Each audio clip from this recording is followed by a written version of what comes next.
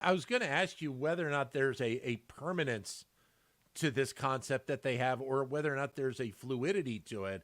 And it almost seems like maybe there's a little bit of both that companies have to have in this mix. Yeah, it's funny. If you look at a lot of company websites, they'll, especially in healthcare, pharmaceuticals, to a lesser extent, some other industries, you're going to see the word dignity. It's going to come up. They've built it into their stated purpose. I think that, and so they've taken it on as something that they permanently want to pursue. But then the next step, which is systematically building it into everything the patient, the physician, the caregiver experiences, that is the connection that's only partially made.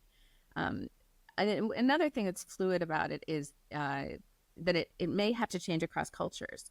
So we've done some work where we've looked at, for example, what dignity means for people who are in Nigeria, as opposed to people who are in India, as opposed to people who are in the United States.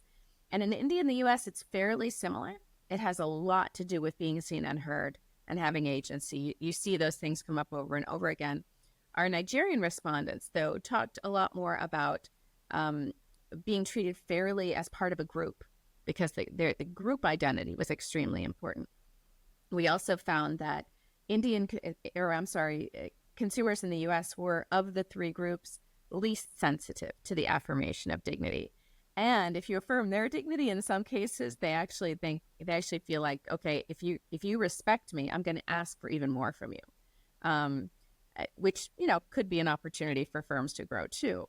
But our consumers from other regions sometimes said, if you respect me, I might give you some grace if I don't get everything I want. So Right. There's a substitute and a complement relationship that may be fluid across different kinds of markets. And so there's probably also kind of multiple reactions that you will get from the consumer. In certain cases, if you don't deliver, there are going to be some consumers that are going to be mad. They'll go away from the company. They'll have a big negative impact.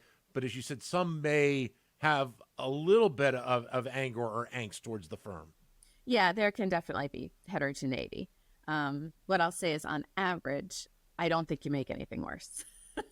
um, Especially if you incorporate agency. So if you early on in the process say to consumers, listen, we can allow you a lot of choice and a lot of control, or we can help you out more along the way. Which would you prefer? Oh, look, now, somebody can say, listen, I don't want to think about everything. I don't want all the choice.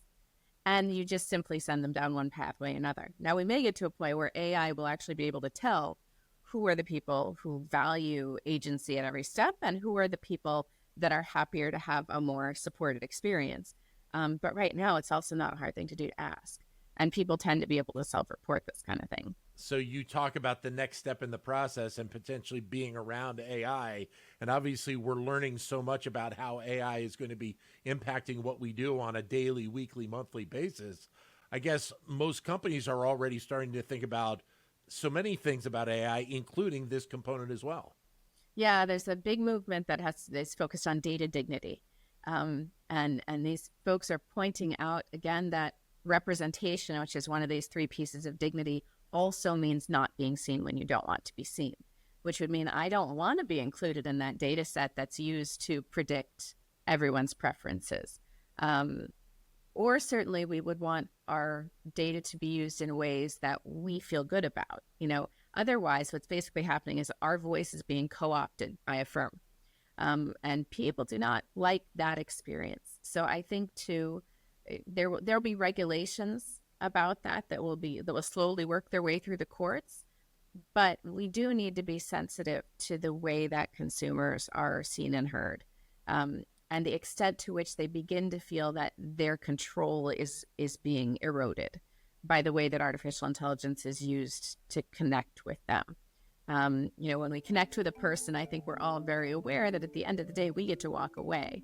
But if everywhere we go in the environment, there's some AI reaching out to us, we lose agency. And so we're going to have to learn a lot about how to use that in a way that doesn't make humans feel as though they're devalued relative to technology.